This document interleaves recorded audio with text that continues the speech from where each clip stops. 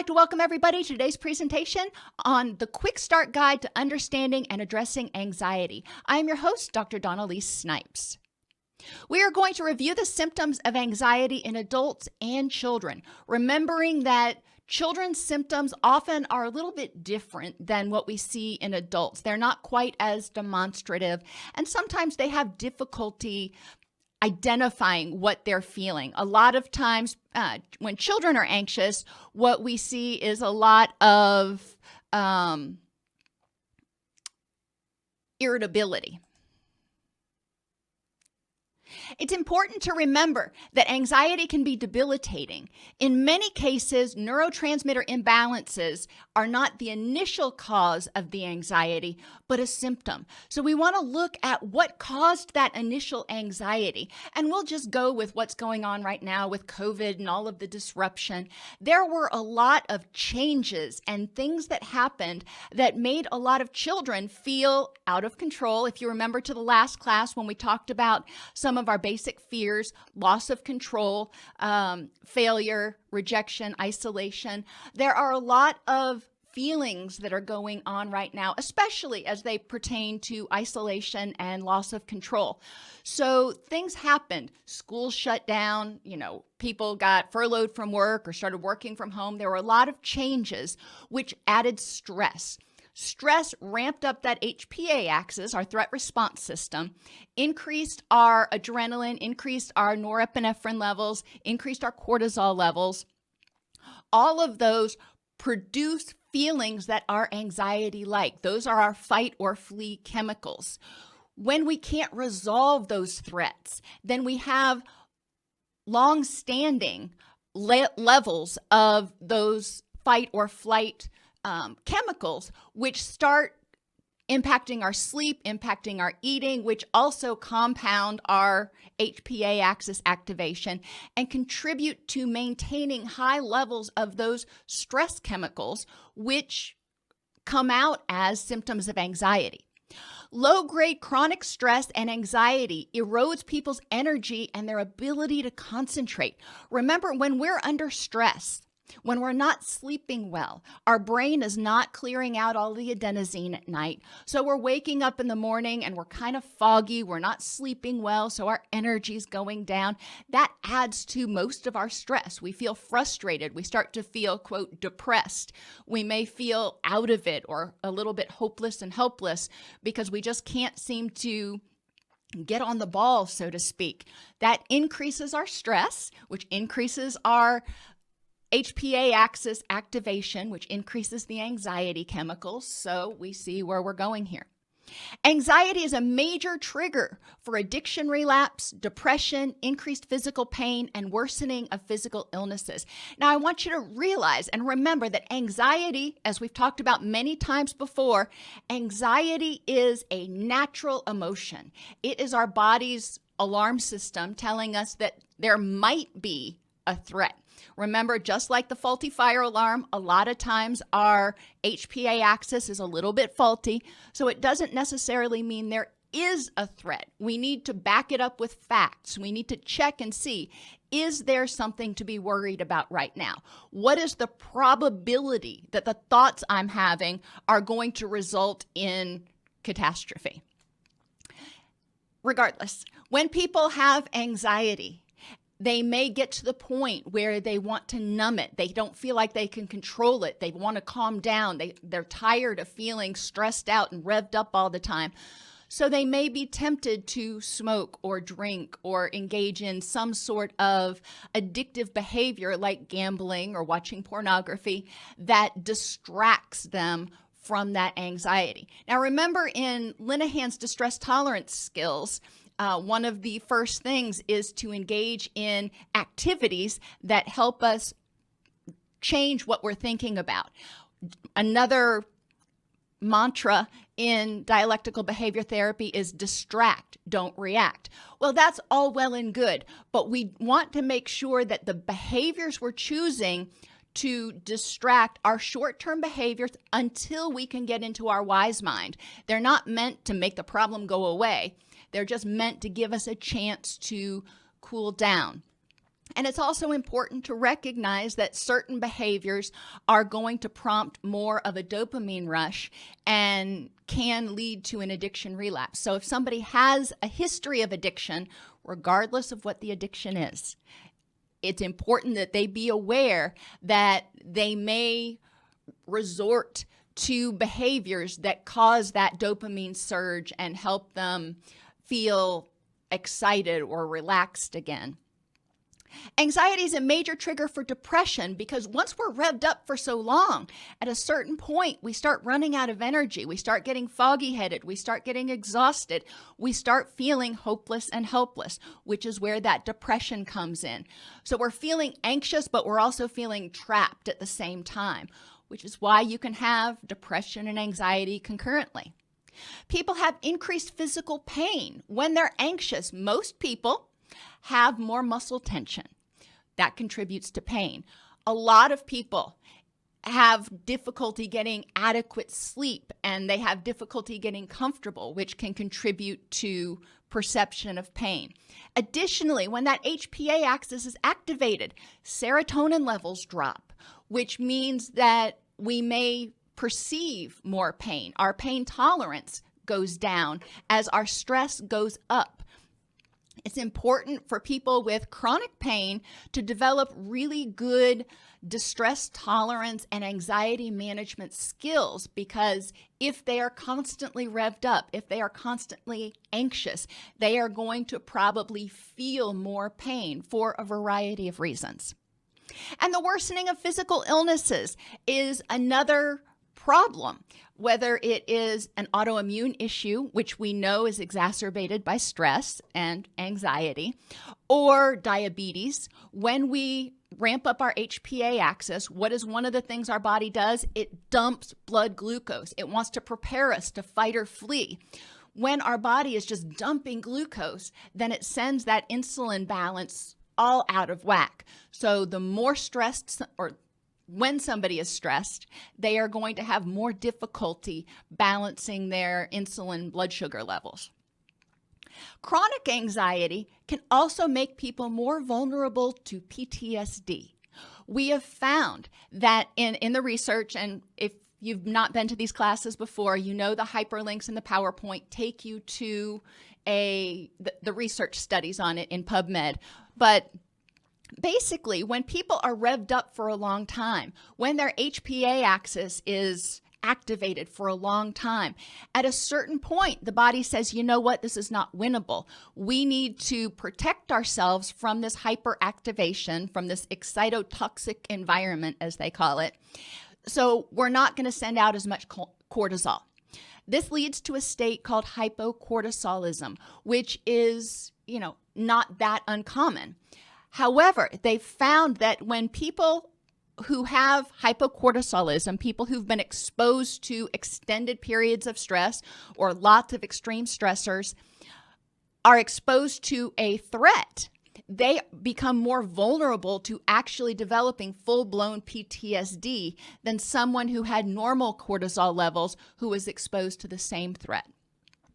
It's just important to recognize that there are a lot of things that our body does to try to protect us. So think about the person who has chronic anxiety. Their cortisol levels are low. They're exposed to a threat. Their body just starts dumping all kinds of cortisol and norepinephrine and stuff to try to protect them. And then it's even more exhausted, if you want to think about it that way. It's even more exhausted afterwards. And it wants to protect itself from being threatened from, future things in the environment. It says, wow, I was already weak and vulnerable and this happened and look what happened. So now I need to be hypervigilant. Now I need to, start creating all those symptoms of PTSD to protect the person because they're extra super vulnerable right now. Which helps people understand why they may start developing certain symptoms. It's important to help them understand their symptoms from a biological survival perspective. The brain wants to help us survive. Remember, anxiety is half of the fight or flight response, and it's excitatory. Its function is to protect you from possible danger. One of the things I tell my clients to do, and I try to remember to do, is when they notice that they're feeling anxious, is to thank their brain, to say, thank you, self, for trying to protect me. Now, let's see if there's really a problem. If every time I felt anxious, I assumed that there was a threat, that's emotional reasoning, and it's going to steer me wrong more than factual reasoning will. So when I feel anxious, I thank my brain for trying to protect me, and then I say, okay, let's look at the facts. Is there really any threat right now? And what's the probability that I'm actually in danger? Anxiety can become a problem when it is overly intense or is uncontrollable because of overgeneralization. For example, there are some people right now, and my heart just breaks for them, who are still terrified to leave their house because they have been watching way too much news and networks that are, doing the whole Chicken Little thing, and they are afraid to go anywhere or do anything. It's not, I need to be careful if I go out, I need to wash my hands, practice social distancing, yada, yada. What they are thinking is, it is dangerous to leave my house, to go anywhere or be next to anybody because anybody might be a carrier. So they've overgeneralized the threat to everything everywhere, and they're basically prisoners in their own home right now. And so we're going to see, unfortunately, an increase in anxiety with related agoraphobia over the next, several months. And that's expected. When you look at prior pandemics, we have seen some of those symptoms come out, especially in people who were exposed to the virus, like first responders, interestingly enough. Poor coping skills can also cause anxiety to be a problem. If somebody starts to feel anxious and they don't have any tools to turn it down, think about like a pressure cooker. Anxiety turns up the heat. If they don't have any way to turn down the heat, they're just sitting there praying that the top doesn't pop off, that the pressure cooker doesn't explode. We want to help them figure out tools that work for them, and we're going to talk about those in a minute, that work for them to help them turn down the heat on the anxiety. It doesn't mean that everything's perfect, but we want to recognize on a scale of 1 to 10, I don't like those really big scales, but sometimes you can use them, or 1 to 5, what level the threat is. Is it a 1 or a 2? Or is it a 5? So they can figure out what they need to do. Emotional reasoning, as I said earlier, and cognitive distortions also increase anxiety and can cause it to become uncontrollable. If every time I feel a little bit anxious in my tummy, I figure that there must be something to be afraid of, then I am probably going to be controlled by the anxiety. It's important to help people recognize the difference between emotional reasoning based on just how I'm feeling and cognitive reasoning or fact-based reasoning.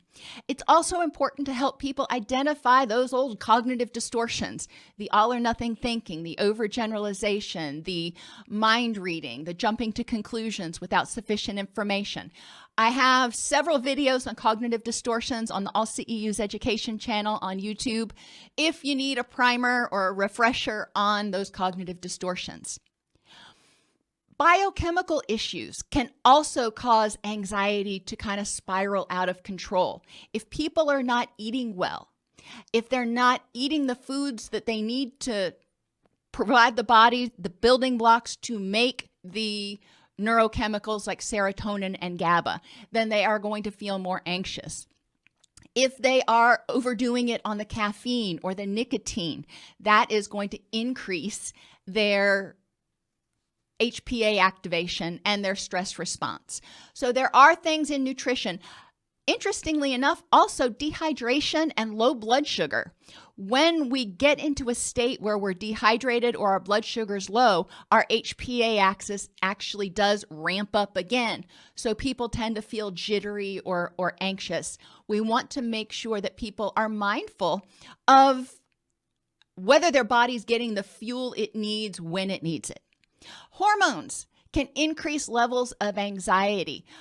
When testosterone or estrogen are out of balance for that person, when thyroid hormones are too high, it can create a parallel condition that feels like anxiety. There are a lot of physiological things that can cause anxiety-like symptoms. So it's important to make sure our people are getting a physical to rule out some of the biochemical issues, because no amount of talk therapy and lifestyle adjustment is going to do everything if they have some underlying physiological issue. And sleep deprivation. When we are sleep deprived, when our circadian rhythms are out of whack, our cortisol levels are going to be out of whack, which means our HPA axis is going to be more volatile. Anxiety can be caused by excess serotonin, norepinephrine, or glutamate, or too little GABA. It's important to remember that when we're looking at neurochemicals, it doesn't necessarily mean that the body's not producing enough. We might remember when neurotransmitters work, they're excreted from one side, so enough needs to be made, enough needs to be secreted, and enough needs to be basically absorbed on the other side. If there's a breakdown in any one of those three places, if the body can't make enough, if for some reason it's not secreting enough, or if enough is not getting through to the other side, then we can have low levels of or high levels of different neurotransmitters. Excess serotonin, norepinephrine, or glutamate means we've got too much going through. You know, those doors are not shutting to prevent us from getting flooded with these stimulatory neurotransmitters. There's not a whole lot we can do about that, but it is important to recognize that some people who are taking SSRIs may feel anxious because the SSRI increases their serotonin. Some SSRIs also increase norepinephrine. It's important to recognize that when we start monkeying with one neurotransmitter, it affects all the neurotransmitters because they all interact with one another. There are different antidepressants out there, SSRIs, selective norepinephrine reuptake inhibitors, selective norepinephrine and dopamine reuptake inhibitors. So it's important for people to recognize that if selective serotonin reuptake inhibitors don't work for them, and they are one of those people who feels like they need medication, there are other options. It's also important to remember and to educate our clients that according to the research, these pharmaceuticals, like antidepressants, only work for about 30 to 40% of the population. The other 60 to 70% have issues issues that are going on, and it's not that they need more of a neurotransmitter. They need to identify a leak that's further down the system, if you want to think about it that way. We want to think about what's causing the neurochemical imbalance in the person. And one of the things that I tell people is that neurotransmitters, if you want to think of it like water pressure, when you have good water pressure, you know, you turn on your faucet, everything runs just as it's supposed to, you're happy. But if there is a leak in the pipe going from the water meter into your house, you turn on the faucet and there's low water pressure. So if there's a breakdown in, say, for example, the serotonin system, then along the way, you know, your body can't make enough of it or something, then enough serotonin won't get through in order to help you feel calm. Now, just like the water, if you turn up the water pressure, then the water pressure in the house will improve. You know, turn it up at the street, the water pressure in the house will improve temporarily. What happens though is if you haven't addressed the leak, if you haven't addressed the original problem causing the low water pressure, when you turn up the water pressure at the street, all it's going to do over time is make that leak worse. So eventually the water pressure in the house is going to go down again, which is why it is so important to figure out what is causing not enough serotonin to get through to the other side. Other things that could cause problems in your water pressure would be a clog in the pipe. It may not even be a leak, it may be a clog. And that would be akin to not enough receptors opening up. So, you can work with this metaphor a little bit, but my take-home message for people is that when you take medication, it's like turning up the water pressure at the street. All you're doing is increasing the amount of that neurotransmitter that's available, but you're not addressing why it was low in the first place. Symptoms of generalized anxiety. They may vary from person to person, and I try not to get too caught up in, do you meet the DSM criteria? If somebody comes in and they say, Doc, I'm anxious, okay, I'm not going to invalidate it and go, well, you don't meet criteria. If they are experiencing unacceptable levels of anxiety, then totally, we're going to talk about it. So with adults, we have persistent worrying or obsession about small or large concerns out of proportion to the impact of the event. People who are anxious over COVID, for example, if you look at the potential fallout, if you look at some of the things we're being told or were being told as things change, a lot of people's anxiety was not a disorder. It was a reaction to an untenable situation. And it's important for us to normalize feelings. That doesn't make the anxiety go away for people, but it's important for us to normalize that a lot of people's anxiety right now is very much in proportion to the impact of the event. Some people are disproportionate, but we do want to educate people and normalize what's going on. People have an inability to set aside or let go of worry. If you're thinking about whatever it is, 24 hours a day, or 20 hours a day, that can be debilitating. If they have an inability to relax, restlessness, and feeling keyed up or on edge, that's that HPA axis telling you need to be aware. You need to be on your toes so at a moment's notice you can spring into action and fight or flee. That is not conducive to health. Our body needs a chance where it can rest, relax, and repair. When people have difficulty concentrating or the feeling that their mind is going blank. Interestingly, when that HPA axis is activated, guess what goes? Our higher order thinking. It's not time for us to be thinking about in-depth problems. When we are in that stress and anxiety, fight or flee mode, our body is saying, you don't need to think, you need to do, you need to get the heck out of here. Which means that we do have more difficulty concentrating, especially on things unrelated to the current threat. So if people are stressed out about COVID, then they may not have any problem concentrating on reading those articles, but they may have difficulty concentrating on doing their work, which is not related to protecting from the perceived threat. Distress about making decisions or fear of making the wrong decision. Yeah, there are a lot of challenges when people are feeling anxious. What is the right decision? One of the things I go through with my clients is to have them make a list of all the available options that they have for decisions, and then think about, the probability of which one is the most probably the right decision. And, what's the likelihood that if they make this decision and it's the wrong one, they won't be able to make another decision? If you buy a house, you may buy this house, it looks gorgeous, you move into it, you're really happy, and 18 months into it, the house starts falling apart and it starts becoming a money pit, and you're like, oh crap. Or the neighborhood starts suddenly plummeting and you're like, oh crap.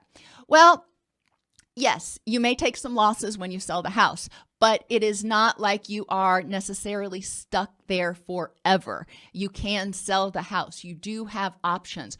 Rarely do you get into a place where you are permanently, the decision you made is completely unchangeable. People who are anxious carry every option in a situation all the way out to its possible negative conclusion. If I go out, I'm going to I'm going to contact a COVID germ. It's going to make me sick and I'm going to end up in the hospital on a ventilator and die. Okay. That is the most negative possible conclusion. Now, what is the likelihood for you, whoever you are, that will actually happen if you practice social distancing, if you wear a mask, if you do all those things, and especially if you are relatively healthy and under the age of 65? What is the likelihood?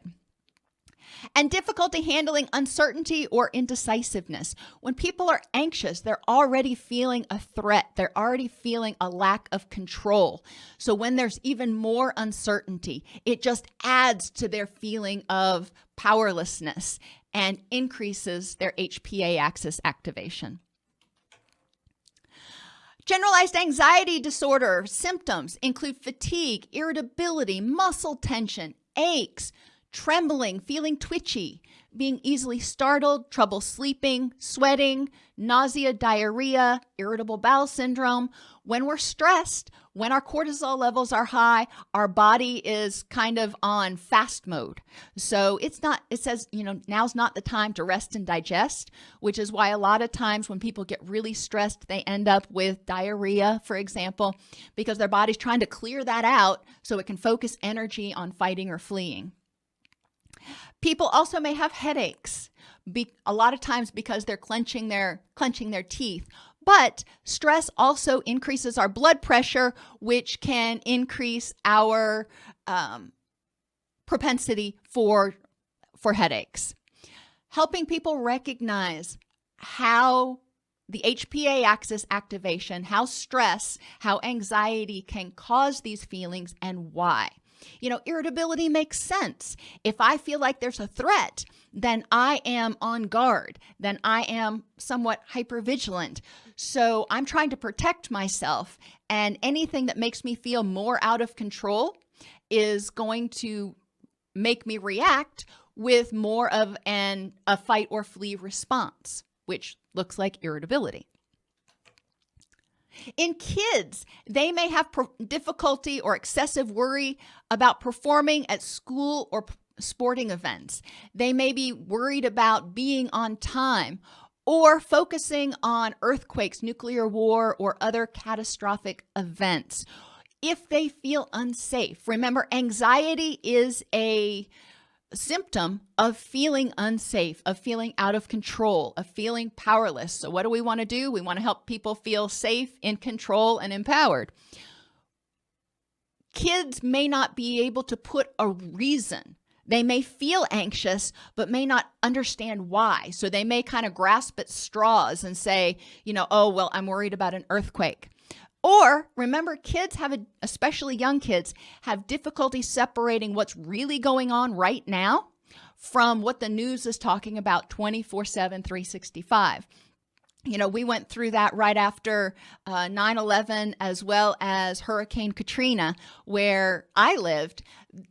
My son had difficulty understanding, the Twin Towers is not falling down. That's not another set of buildings that's falling down. That's the same set of buildings.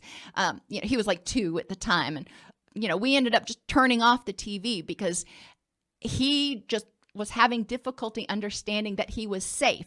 He also couldn't conceptualize New York from the middle of Florida. It wasn't downtown that this was happening. It wasn't like this was something that was 30 miles away. This was way far away. And my adult brain knows that, Gainesville, Florida isn't much of a terror, target hotspot. They ain't much there. So in my mind, I felt relatively confident that we probably weren't going to have something similar right after the bombings. But, he didn't understand all that. He was 2, for goodness sake.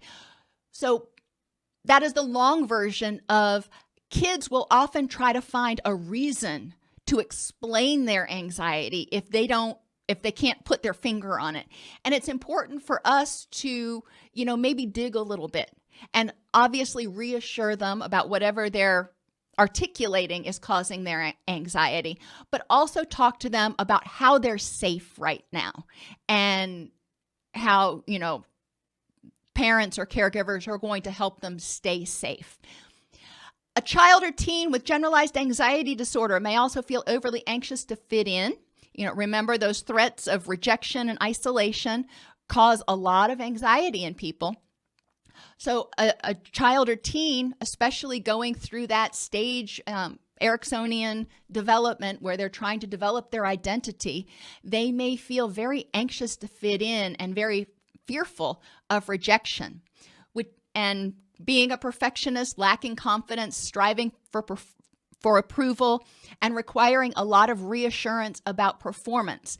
All of those go with those fears of rejection, isolation, and failure, which are so paramount in that developmental phase of, identity development. So we want to recognize that a lot of youth's fears are related to their growth and development, and they're natural. Most kids are going to go through a little bit of a period where they may feel anxious, maybe not to the level of, diagnosability.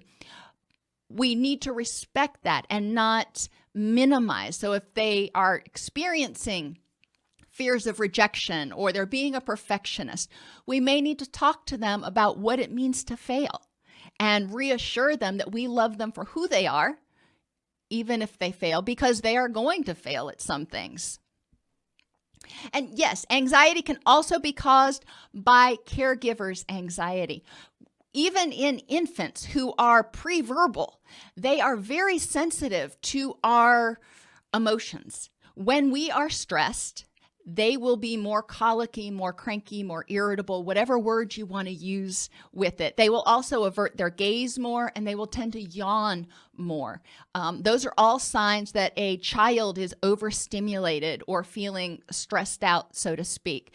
It is important to recognize that, as Jennifer so rightly points out, that even if something's going on like COVID, that we as adults are stressed out about, that we need to model stress management skills, and we need to effectively communicate with our children, with our family, about what's going on and the facts about it, so they aren't wondering, oh, mom's really stressed out. This must mean that, the sky is falling.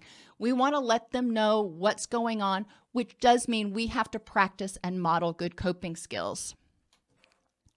Physical impacts of anxiety, and we're just going to go through these really quickly so we can get to the interventions. HPA axis overstimulation and excess cortisol. We already talked about that. That threat response system is turned way up. Metabolic syndrome, and that is when we tend to start storing more fat around our bellies. And that is an interesting side effect of excess cortisol. So people start to develop metabolic syndrome, which is also associated with increased risk for diabetes as well as heart disease. High blood pressure, high blood sugar. When our stress response system is activated, it's dumping glucose for that fight or flee, and it's dumping norepinephrine and adrenaline, which increase our blood pressure. When we are stressed out for too long, guess what? We end up with persistently high blood pressure and high blood sugar. GI disturbances and ulcers. We already talked about how the body doesn't want to focus on digestion right now, wants to focus on fight or flee. Sleep disturbances. When you perceive that there's a threat, your body is not going to let you completely relax, kind of like a soldier in a foxhole. They may doze off here and there, but they are probably never going to get into a good deep sleep because they're always on alert for when they need to spring into action. Increased aging. The more anxious we are, the harder we're running that HPA axis. The quicker we wear down or age, if you want to think of it that way, our body. Think about presidents when they start and when they leave office. Most of them look dramatically different because the stress has taken a toll on them. Think about a car. If you drive a car really, really hard and you just run the heck out of it, it's probably not going to get nearly as much time on it as somebody like me who drives maybe 8,000 miles a year. Think about your body and the effect that it's having, which is another motivating fact for people to use interventions. Most of us don't want to age any faster. We can recognize that stress is taking time away from us. Headaches, infertility. When we are stressed, when that HPA axis is activated, our sex hormones, our gonadal hormones are in a different balance because our body is saying, you know what? Now is not a good time to procreate because there's a threat out there, which also causes sexual dysfunction. Now's not a time to procreate because there's a threat out there. We have a weakened immune system. When we're stressed, our body is devoting energy to fighting or fleeing, and it worries about rest and repair when the threat is gone. But if the threat doesn't go away, then we start to wear down our immune system. Fatigue, restlessness, one of my least favorite, hair loss. A lot of people, when they undergo extreme stress, will start losing hair. The nice thing is, when the stress abates a little bit, their hair generally grows back. And this can be physical stress or emotional stress. And finally, autoimmune issues. When we are stressed and that cortisol level is high, they've found that it also stress increases inflammation throughout the body. And that increased inflammation triggers more of an autoimmune response, more of a cytokine storm. Affective and cognitively. And yes, Jessica, children and teens often do have the same or similar physiological impacts of stress because the HPA axis really is dumb or primitive, if you want to say that, and it just responds to kind of in line with the amygdala. It feels like there's a threat. It's concerned that there's a threat, so it is going to turn on. It doesn't have that higher order ability to say, oh, this isn't that big of a threat. With children and teens, the difference we see is a lot of times they have fewer experiences and less knowledge to compare it to, so there are more things that cause them stress, which means they may tend to have more stress.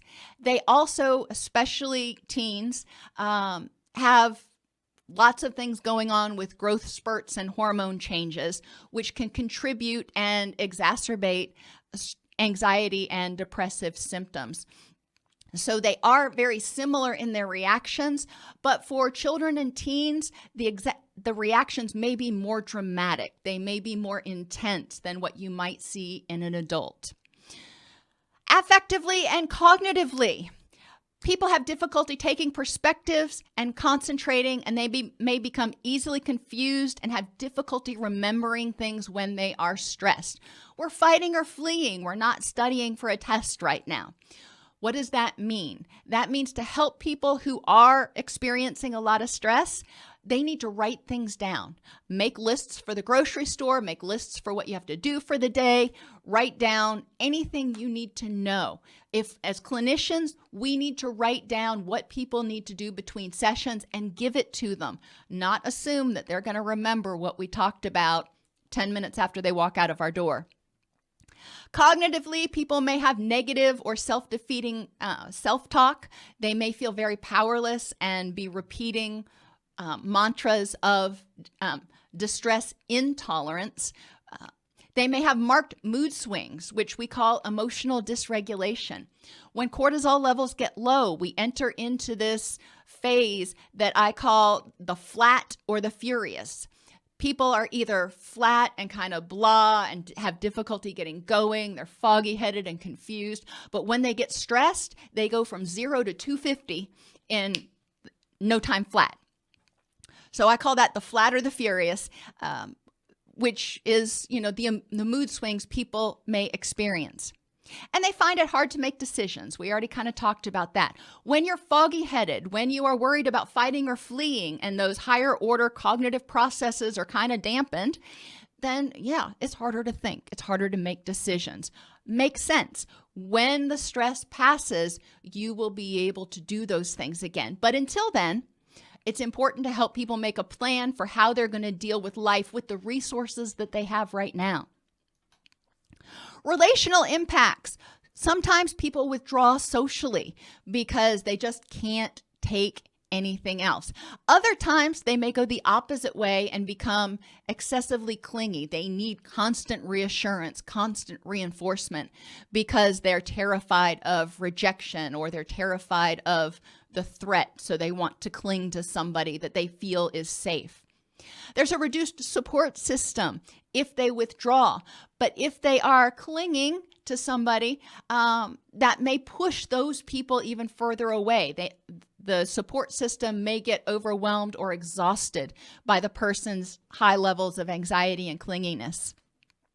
Since we have difficulty taking perspectives when we're anxious, it makes it more difficult for us to be empathetic and responsive to our friends. When we get into those relationships, it tends to be the person with the anxiety tends to be more of the take, because they're needing that reinforcement so much. Not all the time. And there's often a reduction in leisure activities. When you're stressed out, it's hard to get motivated to do fun things. So what do we do about it? Now's the fun part. Your body thinks there's a threat. Help it restore itself so it is ready to fight that threat, like the angry lion that is chasing you, from primitive times, which means create a sleep routine. When we have a sleep routine, doing three things every night that helps trigger our body that, hey, it's time to start making melatonin and getting ready for bed. That helps our brain and body rebalance and restore the HPA axis functioning. When we get our circadian rhythms in whack, in rhythm, we are going to be more prepared, more energized to deal with life on life's terms. Think about dealing with threats like something that drains your battery. When you are taking care of yourself, you are charging your internal battery. Creating a sleep routine is like planning on charging your phone. You figure out when you're going to charge your phone so it's ready the next day when you need to use it. Creating a sleep routine improves energy level through the removal of adenosine and allowing the body to systemically repair itself. It is so important that people start trying to get good quality sleep. Again, there are lots of videos on the All CEUs education channel about sleep hygiene and things that people need to do to improve their sleep. Good nutrition is also important, and there are more videos that are specifically on nutrition. Nutrition is important because it provides the building blocks for your body to make the serotonin and the GABA and the norepinephrine and the dopamine and the endogenous opioids and all those things. Nutrition provides us the energy to do what we need to do. It provides us those glucose stores to fight or flee. If you don't have glucose stores, you don't have you don't have as much energy. You're reliant on body fat. And nutrition also, interestingly enough, helps set our circadian rhythms. When we are sleeping, when our circadian rhythms are, regulated, they secrete our hunger and satiation hormones at particular times. So if our circadian rhythms are out of whack, our hunger and satiation hormones are also usually out of whack. So we tend to be either not hungry or hungry at weird times or all the time. Encourage people to think about if they need medication.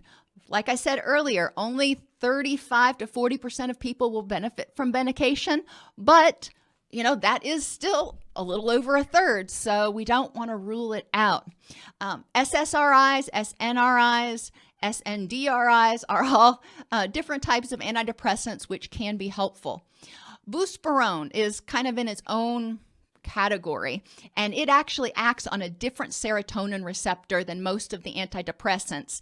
Buspirone helps people not go from flat to furious. It helps kind of dampen that HPA axis response, the emotional dysregulation. A lot of my clients have reported that it helps them a lot. Some of my clients have reported that when they take it, they just don't care about anything. So it really, clients need to be able to advocate for themselves and talk with their prescribing physician. Exercising at a low intensity, 40 to 50% of your target heart rate zone, which is like an easy walk, has been shown to reduce cortisol. When we work out in our target heart rate training zones and we're breathing heavy and everything, that actually does increase cortisol, but it also increases serotonin. So, both of them have their place. But if you've had a really stressful day, one of the best things that you can do for yourself is to spend 30 or 40 minutes doing an easy walk. Yoga and mindfulness can help us trigger that rest and digest response because it increases deep breathing. And deep breathing slows our heart rate and triggers relaxation and the secretion of GABA and, all that kind of stuff. And it tells our body that we're overriding it, that there is no threat right now, that we can relax. As far as medications for children, that changes with regularity. So that's something that the child would really need to, or the family would really need to discuss with a primary care or physician or a child psychiatrist.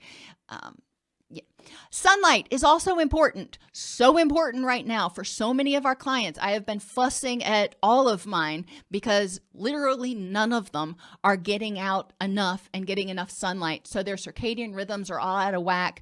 Their vitamin D levels are low. We know that low levels of vitamin D contribute to the development of seasonal affective disorder, which has symptoms of depression.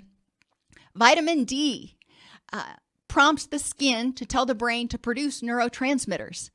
When we get enough sunlight, our brain is saying, hey, it's time to wake up. Let's, secrete some of those get up and go and the dopamine to keep us going through the day. Sunlight sets circadian rhythms, which impacts the release of serotonin, melatonin, and GABA. Sunlight's important. It doesn't mean we have to get a ton of it.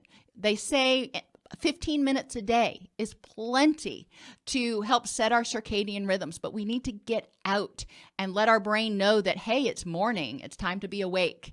And then at night, we need to avoid those bright, harsh blue lights. Mindfulness and acceptance. Encourage people to identify what a rich and meaningful life looks like to them right now. Not 6 months from now, not 3 years from now. What needs to happen right now so they can enjoy a rich and meaningful life? Some things are out of their control, but what can they nurture in order to, have a good life right now?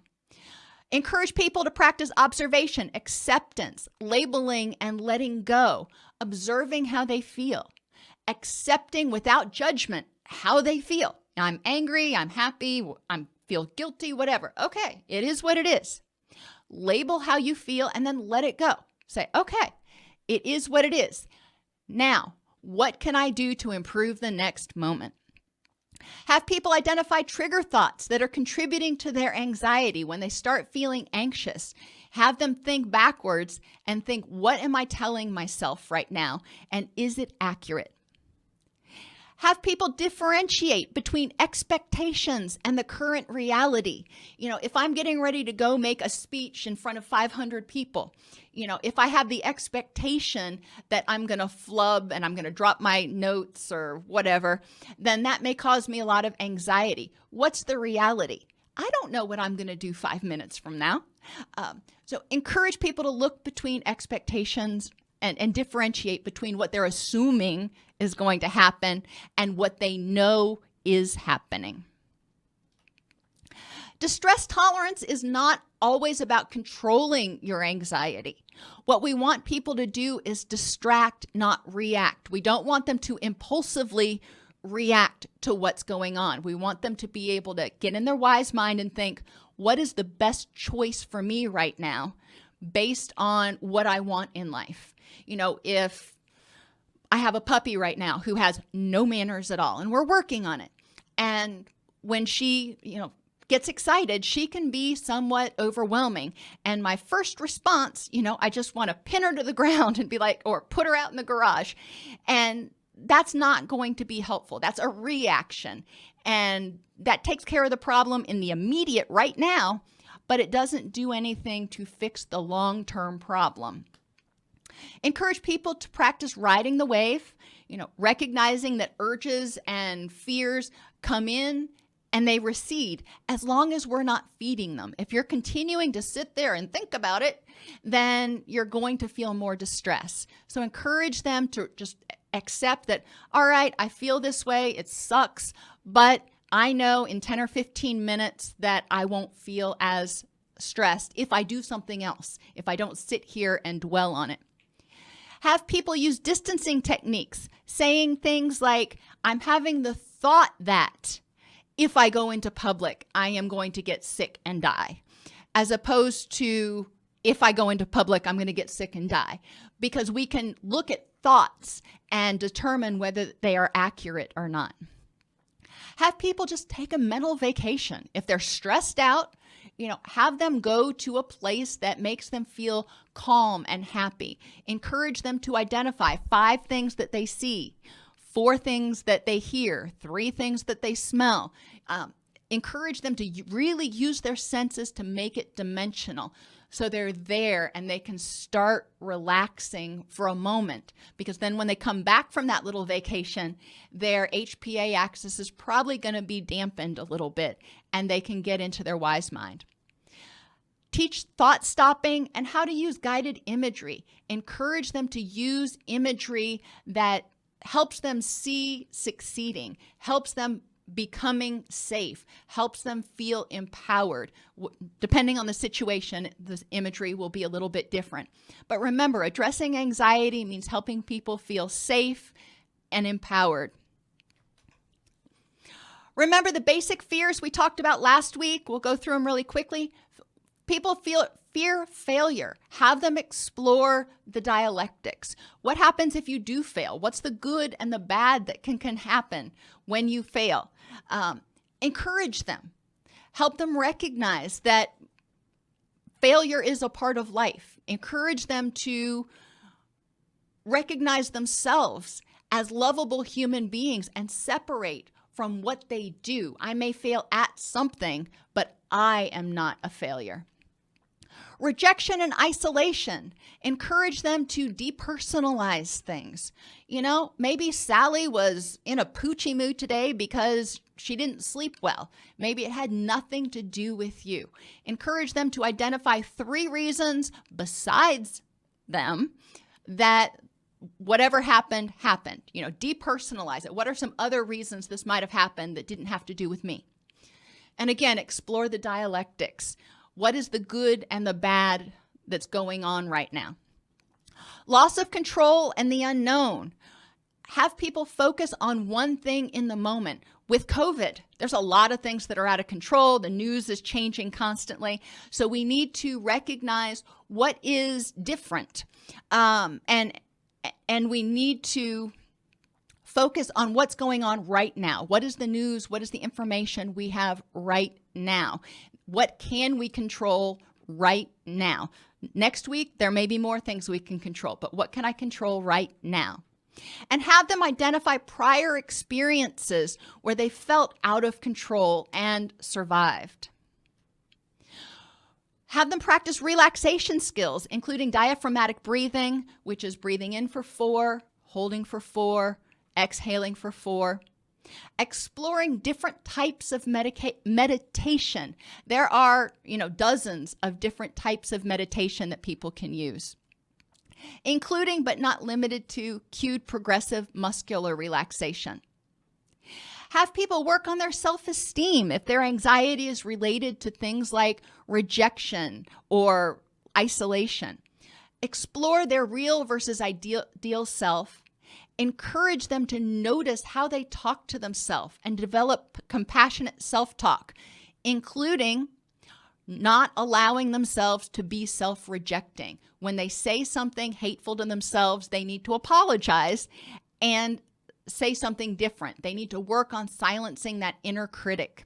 Remembering, or asking themselves, would I say this to something else, to somebody else? Would I say what I'm saying to myself, to my best friend? Most of the time it's like, no, that would be rude.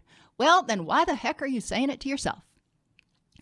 Have them spotlight their strengths and accept their imperfections. Have them address cognitive distortions like all or nothing thinking. Reframe challenges in terms of current strengths. This lockdown, isolation, quarantine was a challenge. So how is it building on my current strengths? How is it making me stronger? What tools do I have that can help me get through it instead of looking at past weaknesses? Create an attitude of gratitude and optimism, focusing on what I do have in the moment instead of what I don't have yet or what I've lost. What do I still have? What do I have that I am grateful for? Have them identify what is truly important to them right now and thoughts and behaviors that can help them move closer to those things and realize those things that are truly important to them right now, like family, good health, happiness. There is always going to be stuff that we can do. There's always going to be stuff in our inbox. Sometimes a break is what we need to get a breakthrough. Take that time, just like when you have something on the tip of your tongue and you're trying to think of it and you can't think of the word, and you just step away from it, start thinking about something else, then all of a sudden the word appears. The same sort of thing with cognitive thinking. Sometimes when we think too hard and we can't come up with the answer, we get frustrated. That frustration is that HPA axis ramping up, which means our concentration is going to start to, dwindle away. And it's going to be more difficult for us to get to the breakthrough. So we need to allow ourselves to get to a place, take a break, so we can get into our wise mind, dampen down that HPA axis for us to be able to engage more of that higher order thinking and get that breakthrough. Have people make a list of fun things to do, opposite emotions. You can be anxious and have fun at the same time. If you're anxious about, test results that are coming in, you can be anxious about that and still do things over the week while you're waiting that are enjoyable. Have people add triggers for relaxation, sights, sounds, and smells that can help them remember to relax, that can make them happy. And have them eliminate stress triggers, sights and sounds specifically, like, noise. Maybe they get a white noisemaker, or sights like watching the news constantly, or something that they're going to see that's going to stress them out. Have them try to create at least a place in their environment that is promoting of relaxation and does not contain stress triggers. Relationally, have people improve their relationship with their self, identify their needs and wants, be their own best friend, and work on providing internal validation, telling themselves that they are good enough, and be compassionate with themselves, recognizing that they don't have to be perfect. Also have them develop healthy, supportive relationships that include good boundaries and assertiveness skills. Have them identify or describe the ideal, healthy, supportive relationship and encourage them to separate the ideals from the reals. Sometimes we want this ideal relationship that is just way too Disney. So help people get more realistic in their expectations. And then identify who that is that they currently know or where they might find somebody who meets that. Anxiety is a natural emotion that serves a survival function. Excess anxiety can develop from lack of sleep, nutritional problems, neurochemical imbalances, poor coping skills, cognitive distortions, or even low self-esteem. Recovery involves reducing physical and psychological vulnerabilities through improving health behaviors, identifying and building on current coping strategies, addressing cognitive distortions, and developing a healthy, supportive relationship with yourself as well as others.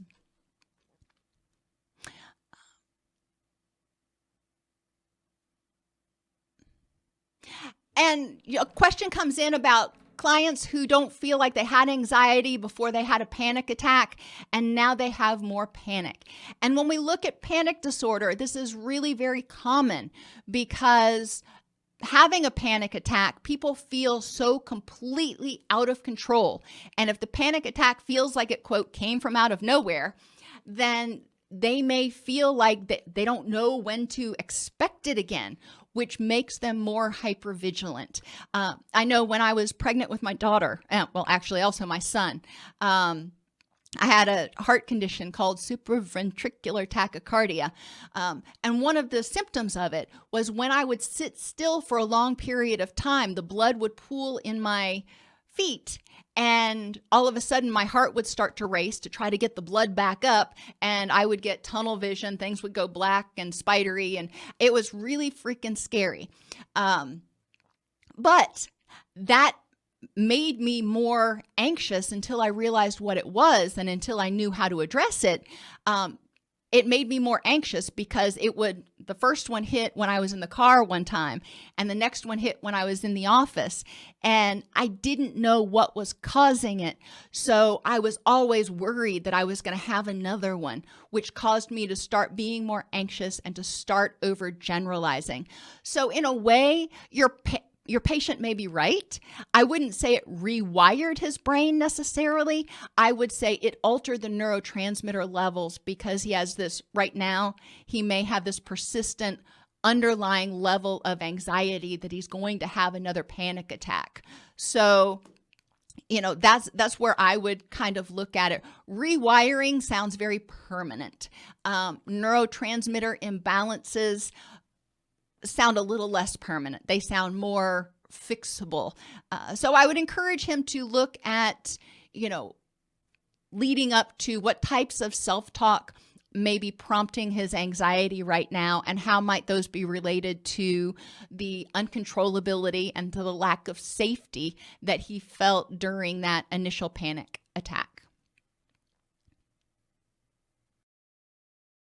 Between writing notes, filing insurance claims, and scheduling with clients, it can be hard to stay organized. That's why I recommend Therapy Notes. Their easy-to-use platform lets you manage your practice securely and efficiently. Visit therapynotes.com to get 2 free months of Therapy Notes by just using the promo code CEU when you sign up for a free trial at therapynotes.com.